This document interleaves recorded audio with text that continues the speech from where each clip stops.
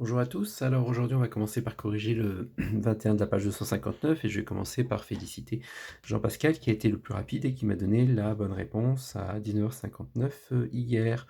Ce qui veut dire que Jean-Pascal aura un point supplémentaire à son devoir surveillé numéro 8. Alors il faut savoir que vous ne pouvez pas cumuler, donc Jean-Pascal n'aura pas un deuxième point bonus, alors que quelqu'un d'autre aujourd'hui risque d'en avoir un, puisqu'il y aura à nouveau un point bonus. Mais pour ça, il faut avoir bien compris la notion du jour, donc c'est pas la peine d'aller à la fin de la vidéo pour aller voir le point bonus et le faire rapidement, puisque sans avoir l'explication de ce qu'on fait avant, ce sera très compliqué. Alors, dans l'exercice 21 de la page 259, on vous demandait de trouver la primitive de petit f qui s'annulait en 1. Donc ça veut dire que grand F de 1 valait 0. Donc pour trouver une primitive, soit vous le faites directement parce que vous êtes très à l'aise. Exponentielle de 5, alors attention, il y avait un piège. Exponentielle de 5, c'était une constante. Donc Jean-Pascal d'ailleurs n'est pas tombé dans le piège, il a bien écrit exponentielle de 5 fois x. Plus une constante puisqu'on les veut toutes, et si vous, soit vous le faites directement, ou soit vous justifiez avec ce petit tableau. On reconnaît une exponentielle de u, la dérivée exprime exponentielle de u, et donc on s'aperçoit qu'il y a, quand on dérive un 4 en trop, qu'on retire, d'où le 1 quart. Voilà. Ensuite, on remplace le x par 1, et on sait que le résultat doit faire 0, donc on peut résoudre cette équation. 1 quart d'exponentielle de 4 fois 1 plus 1, plus exponentielle de 5 fois 1, plus k égale 0. On obtient un quart d'exponentielle de 5 plus exponentielle de 5, ce qui fait 5 quarts, puisque 1 c'est 4 quarts, 5 quarts d'exponentielle de 5 plus k égale 0. Donc k égale moins 5 quarts exponentielle de 5. Donc la primitive qu'on cherchait, c'est 1 quart d'exponentielle de 4x plus 1 plus exponentielle de 5x moins 5 quarts d'exponentielle de 5.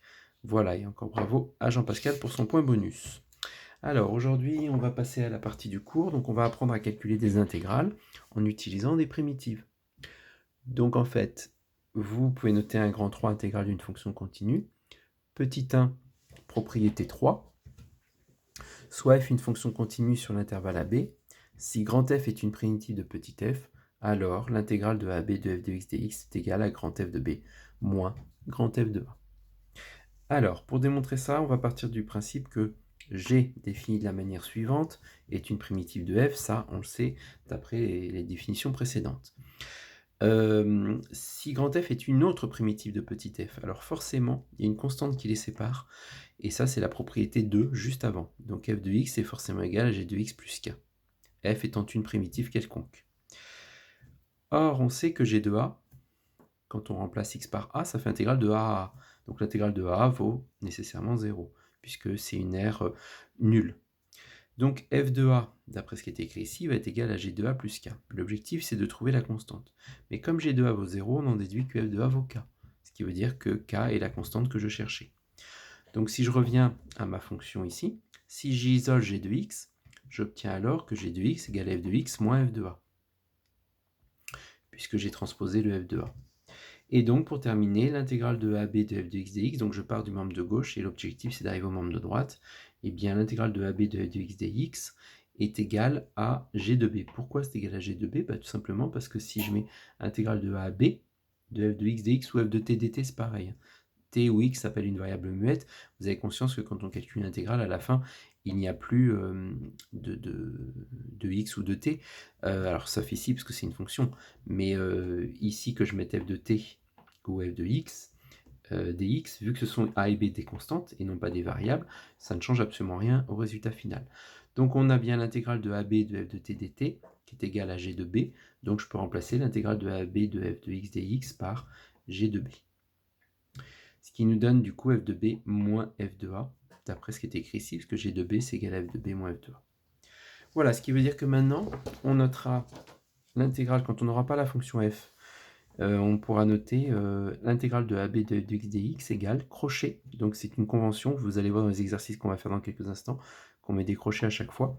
On remplace le petit f par une primitive de petit f, donc grand F, et on fait la différence en prenant toujours la borne du haut moins celle du bas, donc f de b moins f de a. Voilà la notation. Donc en exercice maintenant, nous allons faire un exercice que je vous ai donné directement, qui n'est pas dans le livre. Alors, on doit calculer les intégrales suivantes. Il y en a 3, je peux vous les donner, en voilà une, en voilà deux, en voilà 3. Et le point bonus dans quelques minutes, ce sera la même chose que ça. Trouver les 3 intégrales. Donc la première, vous mettrez bien les crochets. Vous remplacez 3x² plus 4x par une de ces primitives. Donc x au cube plus 2x², hein, c'est pas la peine de mettre la constante, puisque de toute façon elle disparaît quand on soustrait. On remplace le x par 3, puis le x par 1. Alors là, on met automatiquement des crochets, c'est obligatoire. À partir de là, on peut mettre des parenthèses. 3 au cube plus 2 fois 3 au carré, moins 1 au cube plus 2 fois 1 au carré. On a tout simplement remplacé x par 3, puis par 1, et on a soustrait. On obtient alors 27 plus 18, moins 1 plus 2, ce qui fait 45, moins 3, ce qui fait 42. Pour celle-ci, si vous avez besoin, vous faites le tableau. Si vous le faites directement, ça ne pose aucun problème. 1 tiers d'exponentielle de 3x est une primitive de cette fonction-là. Donc, j'ai recopié 1 tiers d'exponentielle de 3x entre crochets, en recopiant le 0 et le moins 1 dans le même ordre que dans l'intégrale. Et on remplace une fois par 0, une fois par moins 1. On obtient alors 1 tiers d'exponentielle de 3 fois 0, donc 1 tiers, moins 1 tiers d'exponentielle de 3 fois moins 1, donc moins 3. Voilà la réponse finale. Et enfin, là, ici, on obtient une intégrale, donc intégrale de 0 à 1. Là, on reconnaît u' sur u, donc l'intégrale est de la forme, enfin la primitive est de la forme ln de x² plus 1, toujours entre 0 et 1. On remplace x par 1, puis x par 0. On obtient alors ln de 2 moins ln de 1. Or, ln de 1 fait 0. Donc, on obtient ln de 2.